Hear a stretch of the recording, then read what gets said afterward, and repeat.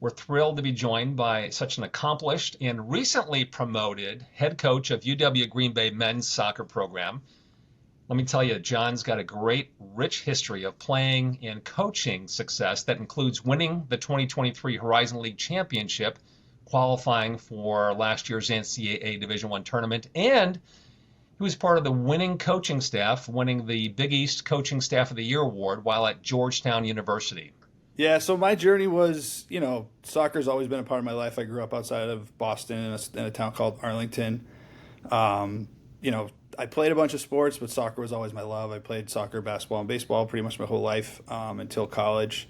And then that's when I really started to focus on soccer and just knew it was something that I always wanted to be a part of my life. And, had a successful playing career in college and a little bit after, kind of a light pro career, but even as early as my junior year in college, I remember sitting down with my dad at Red Robin, talking about like what I was gonna do. Did I want to play pro? Like, where did I want to go with my life? And he's a lawyer, and we even talked about like, should I go to law school, like all stuff. And ultimately we decide, we kind of had a conversation about soccer is the most important thing, and I'm gonna pursue that. And when I'm done with that, I'm gonna keep pursuing soccer.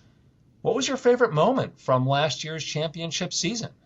Yeah, I mean, the season in general was amazing the whole way through, but that feeling you get when the whistle blows, horn goes off, whatever you want to call it, at the end of the game when you've won it, it's indescribable. I mean, just the emotions of the players and everything that they put in from whatever the date we started, August 8th, until, first weekend in November, to just see that all culminate in minutes is amazing. How would you describe your coaching style? It's really a big piece of my kind of coaching philosophy to create a team that, feels comfortable to make decisions around the field and trust their instincts and kind of trust their gut as to what they can do to create the best outcome once they do step on the field. And, all the practice and all the preparation that we'll do will help them make those decisions. But the reality is, at the end of the day, it's them that has to make those plays and make those decisions and score those goals and make the saves and all that stuff. So, it's really kind of a cultivation of their talent to allow them to express themselves when they get on the field. What's your favorite sports team to watch, and what players do you follow most closely? Yeah, so my favorite team's Liverpool. Soccer's my favorite sport. Came from a sports family, like I said, grew up going to Celtics games, and now soccer is probably my number one sport. But I still follow along the Boston teams and do my best to be a Bostonian. Iced coffee, preferably from Dunkin' Donuts, but. Yep, spoken like a true Bostonian. And are you a morning person or a night owl?